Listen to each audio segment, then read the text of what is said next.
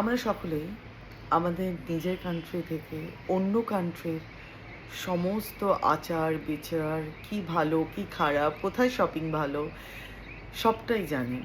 কোথাকার আইল্যান্ড ভালো, কোথাকার এনভায়রনমেন্ট ভালো, কোথায় খুব বেশি এনজয়মেন্ট, কোথায় গেলে একটু খরচা করলেই খুব ভালো শপিং করে আনতে পারবো, বা আমাদের খুশি মতো আমরা কিছু দিন কোনো একটা দ্বীপে কাটিয়ে আসতে পারবো।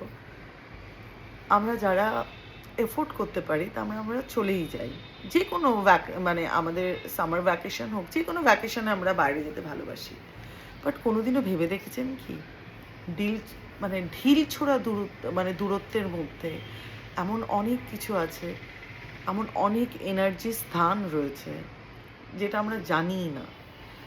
আর আমরা জানি না বলে সেখানকার যে এনার্জির ভাইব্রেশন, সেখানকার পজিটিভিটি, সেখানকার শক্তি থেকে আমরা অনেকটাই দূরে।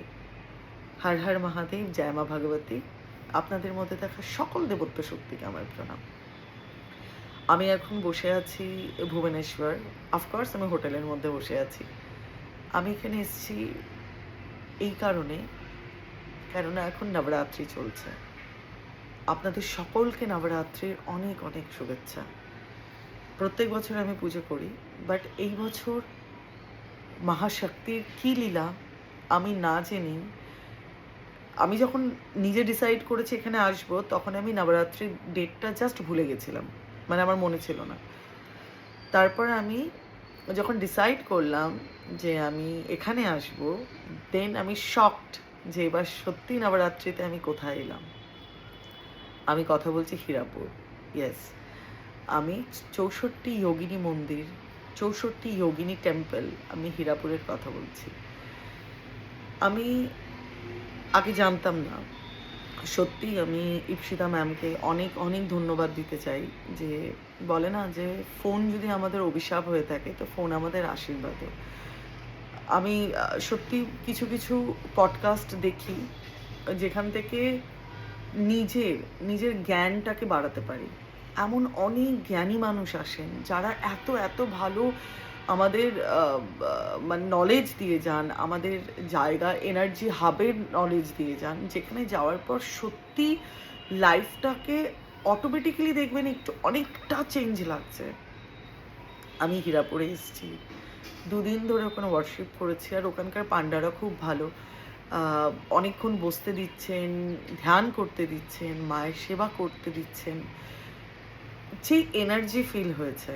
অ্যান্ড আমার একটা উইশ ছিল, সবার থাকে, আমারও আছে। তার মধ্যে আমি কি বলবো, ম্যাজিকের মতো ফুলফিল হয়ে গেছে। আর আমি যেদিনকে উইশটা, এতদিনের স্টাক কিছু জিনিস এইভাবে উইশ করে আসার পর, পুজো করে আসার পর, মাকে ভালোবেসে আসার পর অল অফ আ সাডেন সব ঠিক হয়ে যাচ্ছে, সেটা তো হতে পারে না। নিশ্চয়ই 64 যোগিনী দেবীর, মহামায়ার অনেক বড় আশীর্বাদ, তার জন্য সমস্ত কিছু ফুলফিল হয়ে যাচ্ছে। আমি এটাই বলবো, দেখুন আমরা অনেক জায়গায় অনেক দূরে দূরে গিয়ে ঘুরতে ভালোবাসি। যদি সময়ও হয় না, মানে যখনই সময় পাবেন একবার এই টেম্পলে ঘুরে যান। ভুবনেশ্বরে এসে, ভুবনেশ্বর থেকে 30 মিনিটস হার্ডলি হীরাপুরে 64 যোগিনী টেম্পল। সত্যিই যখন ইপসিতা ম্যাম বলেছিল বুঝতে পারিনি সত্যি এটা কি। আর যখন এসছি, বসছি, ধ্যান করছি বা পুজো দিচ্ছি, সবার ধ্যান হয় না, সবাই হয়তো ওইভাবে করতে পারে না, বাট যখন ওখানে টাইম স্পেন্ড করছি বুঝতে পারছি যে নিজের মধ্যে একটা অদ্ভুত পরিবর্তন দেখা দিচ্ছে, একটা অদ্ভুত শান্তি দেখা দিচ্ছে, একটা নিজের মধ্যে এনার্জি ঘুরে বেড়াচ্ছে।